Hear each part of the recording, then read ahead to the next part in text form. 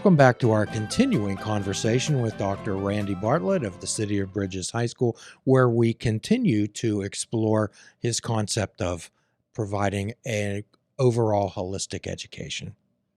I've sat in many conferences in high schools with guidance counselors, parents, students, and teachers when we get together. And when a student asks, what applicability is this going to be in my life? I kind of have to bite my tongue, and because I'm generally going to say, well, none. However, how do you answer that question, Randy? Yeah, I mean, and I think that you can only answer that question if you are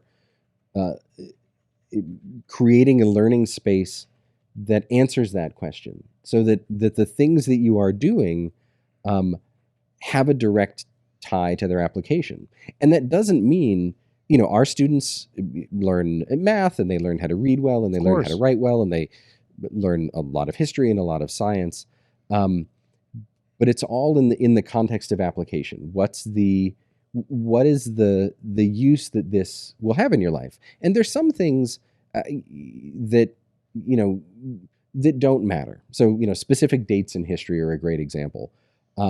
Where you don't need to leave knowing, when the Magna Carta was written and things like that. What matters is, what are the larger themes? What are the big ideas that help you understand the human experience? And it's the same thing in mathematics. Yes, being able to, calculate and to consider different mathematical equations and things like that only have value in their ability to help you understand the world and navigate the world. And for some people, it differs by person. I took through calculus in high school. It was fine, I suppose. I haven't used any of it since high school. But I took geometry in high school, and I use that all the time. And so part of what City of Bridges does also is create a personalized educational experience for every student, so that they are able to have that agency in figuring out how they meet the expectations that the state of Pennsylvania lays out to get a high school diploma, while still creating a framework that has meaning and purpose in their current life and then in their future life. Because the other truth is, and I think this is important to note, and in case you haven't figured it out, nothing is hidden from our students. And so I tell them this as well. The thing that you think you're going to be doing when you're 16, there's a really good chance when you're 26 or 36 or 46, you're not going to be doing it. I know when I was 16, I certainly didn't think I was going to be doing this. And what's more important is figuring out how to figure out the things that you need when you need to figure them out. Flexible and adaptability is something that we attempt to help with our patients, to look at things with this beginner's mind and to explore possibilities. We often talk about these core values, and I call them human bill of rights: to be understood, to be listened to, to be respected, to be treated as an equal, to be given the benefit of the doubt and the freedom to decide. How does that translate into the philosophy of the City of Bridges? Yeah, I mean, I think that's really central to the philosophy. And again, hearing you say it and sort of the work that we do on a daily basis, it of course seems like it should be the foundation of everything that we do. That, of course, you would want people of all ages to be understood and heard, and honored in their life and in the choices that they make in their life. And so for us, it's a very explicit and tangible process. Our students have voice and agency in their educational experience. They have flexibility and freedom to explore, and freedom to change their mind, and freedom to experience the things that they want to experience, and then reflect on them and draw conclusions from those reflections, but all in the context of a larger community. I think one of the misconceptions that people sometimes have about learner-centered or student-centered schools or learning organizations is that you just let kids out to sort of wander about and explore on their own. And the truth of the matter is, there are a handful of kids who you can say, great, like you have this path, you have the background, the ability to gain knowledge, skills, and understanding, go for it. But most people, not even kids, really benefit from mentoring and guidance and even just a space where they can express their thoughts, their wants, their needs, and to have someone there who can engage in dialogue with them. I've heard that an excellent teacher shows somebody where to look but doesn't tell them what to see. Right. Yeah, absolutely. And so I also teach at Chatham University in their education department. And one of the things that I often tell the pre-service teachers is that ultimately your goal as an educator is to ensure that these young people, whoever they are, that you're working with, are able to do and discover and explore everything that you're talking about independently. Because unless you expect them to come live in your home for the rest of your life, they need to be able to do these things on your own. And so shifting more and more of that independence and that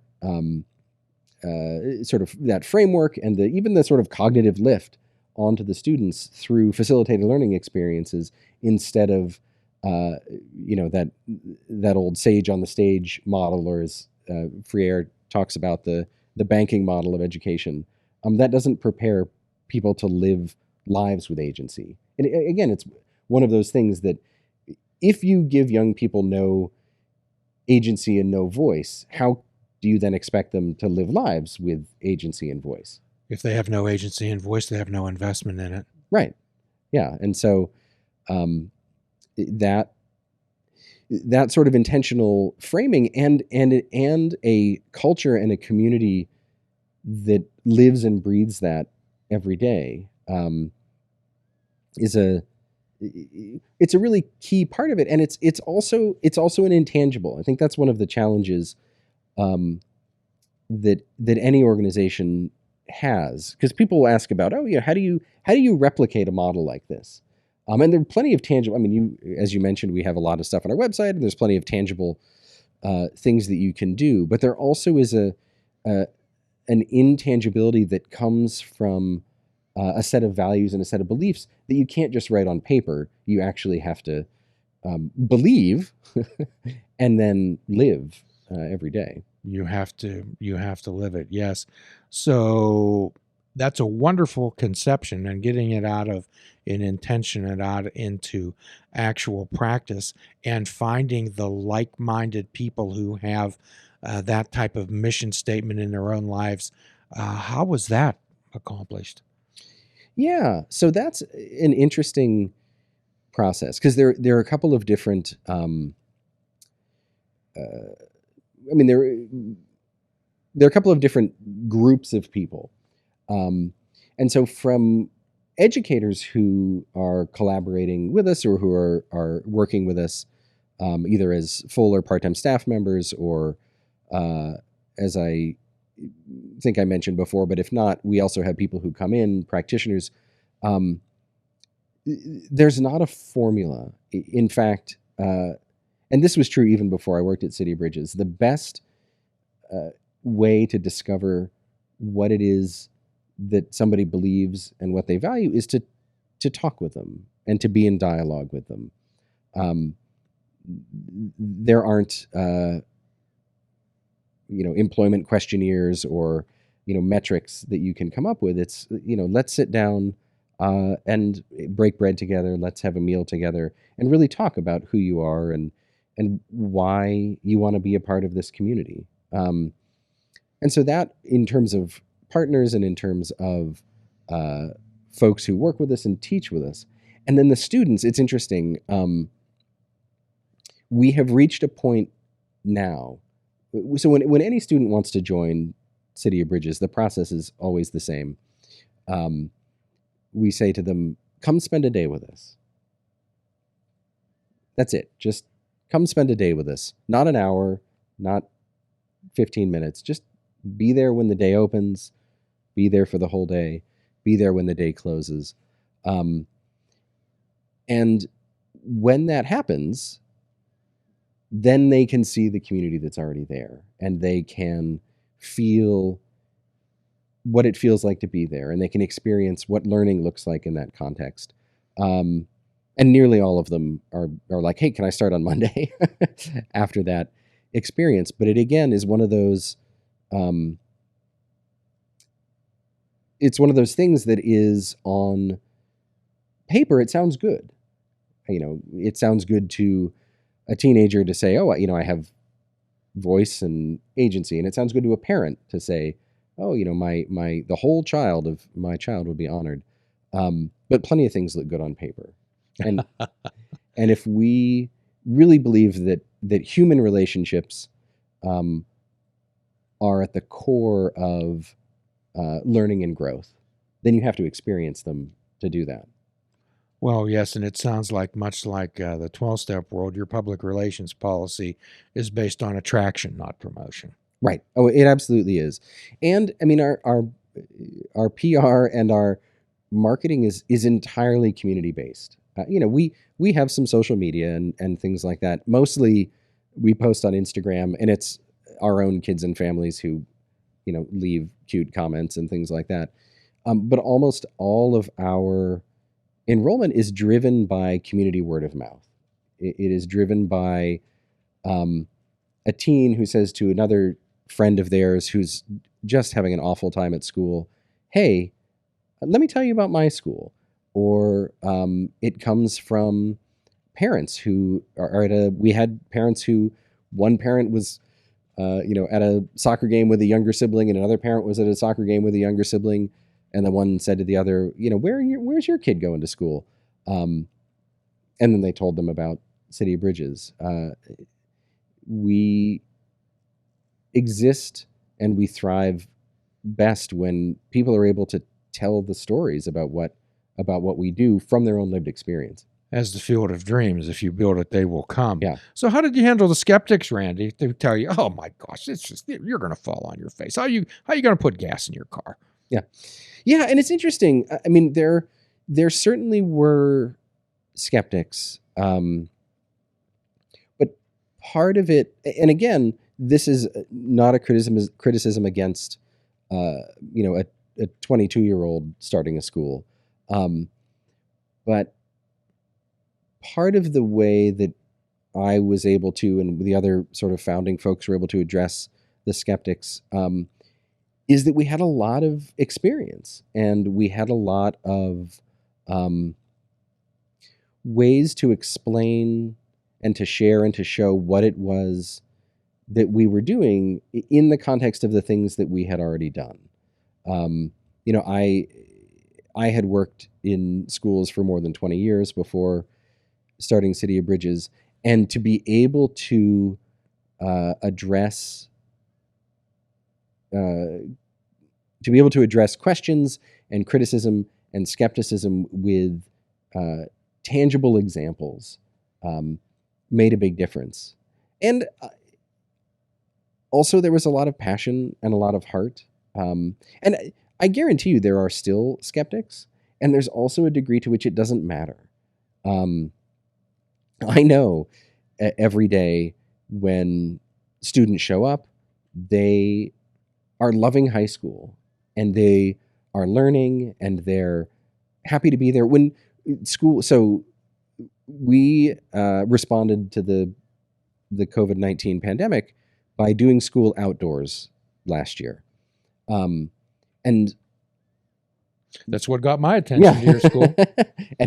and so running a high school outdoors was full of challenges and adventures and so on and so forth.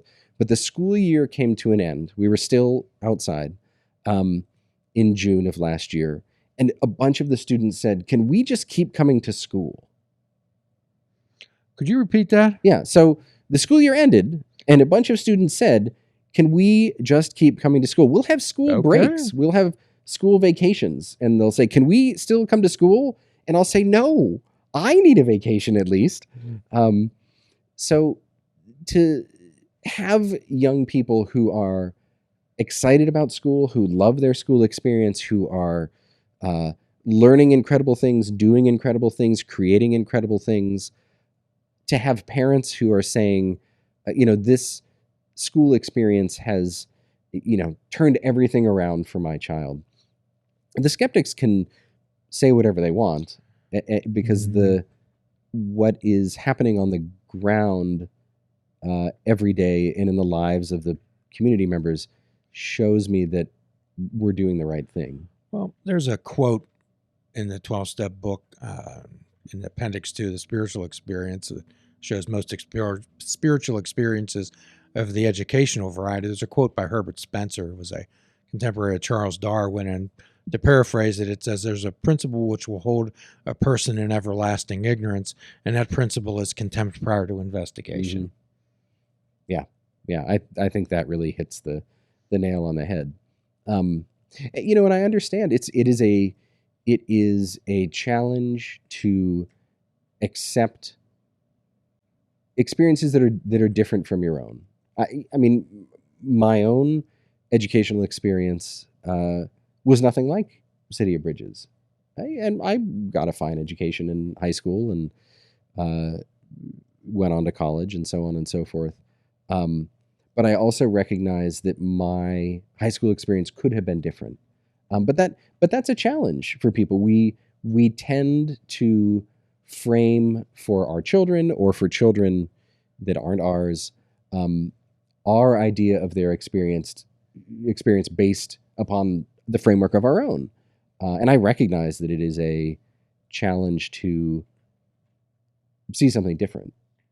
We're having a great conversation, and I would suggest that you tune in to our next episode, our next podcast of Fishing Without Bait, where we continue our conversation with Dr. Randy. Please check out our website at fishingwithoutbait.com, where you can listen to the show, comment on our discussions, and find out where you can subscribe to our podcast. If you're interested in flying the colors of Fishing Without Bait, click the shop icon on our website. We have clothing, mugs, cell phone cases, and so much more. Show the world that you fish without bait. This show is a member of the Sorgatron Media Podcast Network. Find out more at sorgatronmedia.com.